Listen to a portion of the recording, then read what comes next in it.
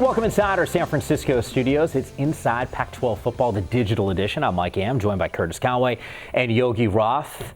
Some fireworks, because through the first 2 weeks, maybe the signature wins I think in college football have come because of BYU. They just sort of have this knack for completing Hail Marys. So UCLA might have their hands full down the stretch, because it ain't over until it's over. They can really thank a true freshman for their success so far.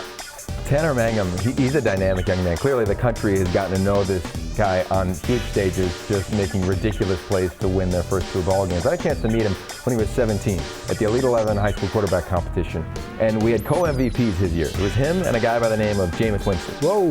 This dude could just play. He had an infection to him, which was clearly obvious through the first 2 weeks.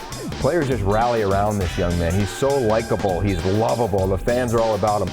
But he's a football junkie. He's going to study this defense. He's going to know in this 3-man front where pressure's coming from, when it's coming from. They're not going to be able to confuse Tanner Mangum. It'll be his toughest test, but I expect them to have a really solid, complete game. And this defense is clearly going to get tested. And it's going to be UCLA's defense's toughest test. Yeah. Also, when you look at him being able to move out of the pocket and still make plays, and you know what, we always say this to DBs, when you got a scrambling quarterback, the play is never over. UCLA, their secondary is going to have to play through the whistle. You can't just stop, because after a hook route, you see him breaking the pocket and looking downfield. Already 2 big plays down the field out of the pocket. So for UCLA, if I'm Coach Jim Moore, I'm telling his guys, look, you have to stay on these receivers all the time. Play until you hear the whistle. Other than that, keep going, because this guy can create plays and make plays throwing the ball down the field. I also think it's important to note that UCLA, their non-conference schedule so far, really is shaped up in a big way to potentially help them once the playoff committee sits down and starts debating who should be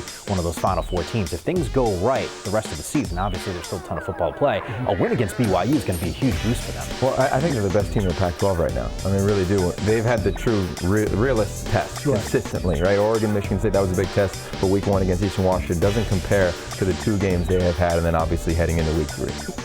I can't wait to see this one. And of course, full coverage, we will have it for you Saturday night at the end of the night here on Pac-12 Network. It is Pac-12 Final Score. And for everything that's happening around the conference, all you have to do, follow us on Twitter. It's at Pac-12 Networks. And yes, it is plural. You can expect some retweets from these guys. For sure. Favorite retweet, the whole thing.